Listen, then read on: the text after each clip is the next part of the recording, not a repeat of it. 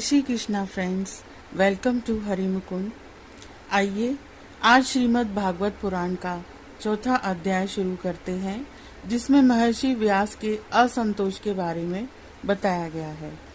व्यास जी कहते हैं, उस दीर्घकालीन सत्र में सम्मिलित हुए मुनियों में विद्या वयोवृद्ध कुलपति ऋग्वेदी शौनक जी ने सूत जी की पूर्वोक्त बात सुनकर उनकी प्रशंसा की और कहा।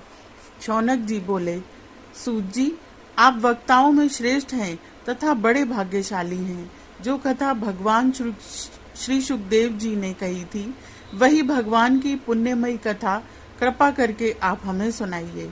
वह कथा किस युग में, किस स्थान पर और किस कारण से हुई थी? मुनिवर श्री कृष्ण द्वैपायन ने किसकी प्रेरणा से इस परम हंसों की संहिता का निर्माण किया था? उनके पुत्र सुखदेव जी बड़े योगी, समदर्शी, भेदभाव रहित, संसार निद्रा से जगे एवं निरंतर एकमात्र परमात्मा में ही स्थिर रहते हैं। वे छिपे रहने के कारण मूढ़ से प्रतीत होते हैं। कुरा जांगल देश में पहुंचकर हस्तिनापुर में वे पागल, गूंगे तथा जड़ के समान विचरते होंगे। नगरवासियों ने उन्हें कैसे पहचाना? पांडव नंदन राजश्री परीक्षित का इन मौनी सुखदेव जी के साथ संवाद कैसे हुआ, जिसमें यह भागवत संहिता कही गई? महाभाग श्री सुखदेव जी तो गृहस्थों के घरों को तीर्थ स्वरूप बना देने के लिए उतनी ही देर उनके दरवाजे पर रहते हैं जितनी देर में एक गाय दूही जाती है। सूत जी, हमने सुना है कि अभिमन्यु नंदन परीक्षित भगवान के बड़े प्रेमी भक्त थे। उनके अत्यंत आश्चर्यमय जन्म और कर्मों का भी वर्णन कीजिए। वे तो पांडव वंश के गौरव बढ़ाने वाले सम्राट थे।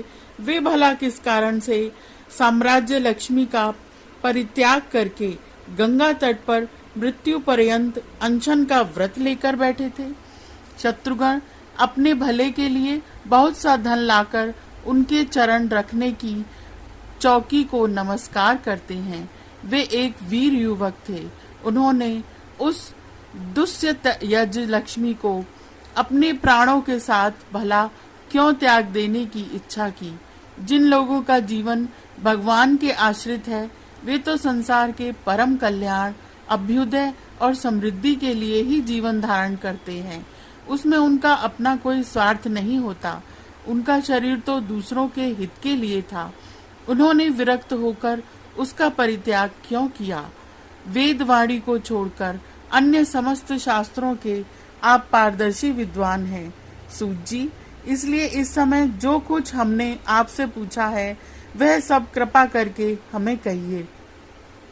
सूत जी ने कहा, इस वर्तमान चतुर्युगी के तीसरे युग द्वापर में महर्षि पराशर के द्वारा वसु कन्या सत्यवती का गर्भ से भगवान के कलावतार योगीराज व्यास जी का जन्म हुआ।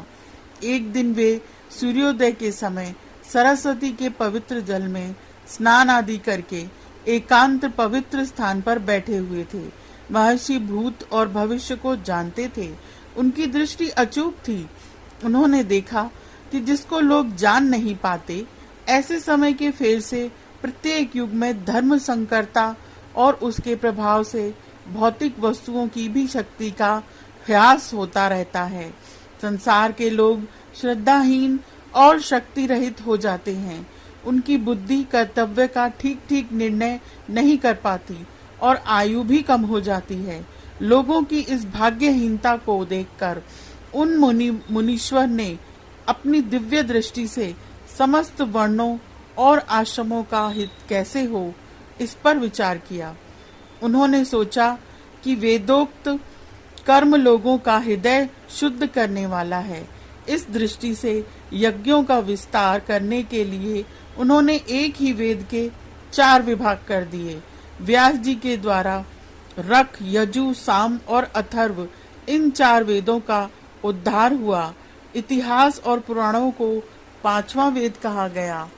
उनमें से ऋग्वेद पैल, सामगान के विद्वान जैमिनी एवं यजुर्वेद के एकमात्र स्नातक वैशंपायन हुए, अथः वेद में प्रवीण हुए दरुणनंदन समुंतु मुनि, इतिहास और पुराणों के स्नातक मेरे पिता रोमहर्षण थे। इन पूर्वोक्त ऋषियों ने अपनी अपनी शाखाओं और भी अनेक भागों में विभक्त कर दिया। इस प्रकार शिष्य प्रशिष्य और उनके शिष्यों द्वारा वेदों की बहुत सी शाखाएं बन गईं। कम समझने वाले पुरुषों पर कृपा करके भगवान वेद व्यास ने इसीलिए ऐसा विभाग कर दिया कि जिन लोगों को स्मरण शक्ति नहीं है या कम है, वे भी वेदों को धारण कर सकें। स्त्री, शूद्र और पतित द्विजाति तीनों ही वेद श्रवण के अधिकारी नहीं हैं, इसलिए वे कल्याणकारी शास्त्रोक्त कर्मों के आचरण में भूल कर बैठते हैं। अब इसके द्वारा उनका भी कल्याण हो जाए, यह सोचकर महामुनि व्यास जी ने बड़ी कृपा करके महाभारत इतिहास की रचना की। शौनकादि ऋषियों, यद्यपि व्यास जी इस प्रकार अपनी पूरी शक्ति से सदा सर्वदा प्राणियों के कल्याण में ही लगे रहे, तथापि उनके हृदय को संतोष नहीं हुआ। उनका मन कुछ खिन्न सा हो गया। सरस्वती नदी के पवित्र तट पर एकांत में बैठकर धर्मवेत्ता व्यास जी मन ही मन विचार करते हुए इस प्रकार कहने लगे, अरे मैंने निष्कट भाव से ब्रह्मचर्य आदि व्रतों का पालन करते हुए वेद, गुरुजन और अग्नियों का सम्मान किया है और उनकी आज्ञा का पालन किया है। महाभारत की रचना के बहाने मैंने वेद के अर्थों को खोल दिया है, जिससे स्त्री, शूद्र आदि भी अपने अपने धर्म कर्म का ज्ञान प्राप्त कर लेते हैं। यद्यपि मैं ब्रह्म तेज से संपन्न एवं समर्थ हूँ, तथापि मेरा हृदय कुछ अपूर्ण काम सा जान पड़ता है। अवश्य ही अब तक मैंने भगवान को प्राप्त करने वाले धर्मों का प्राय निरूपण नहीं किया है। वे ही धर्म परमहंसों को प्रिय हैं और वे ही भगवान को भी प्रिय हैं। श्री कृष्ण द्वैपायन व्यास इस प्रकार अपने को अपूर्ण सा मानकर जब खिन्न हो रहे थे, उसी समय पूर्वोक्त आश्रम पर देवर्षि नारद जी आ पहुँचे।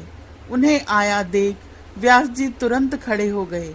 उन्होंने देवताओं के द्वारा सम्मानित देवर्षि नारद की विधि पूर्वक पूजा की। चौथा अध्याय यहीं पर समाप्त होता है। आशा है आपको यह पसंद आया होगा, तो please like, share and subscribe my channel. Thank you.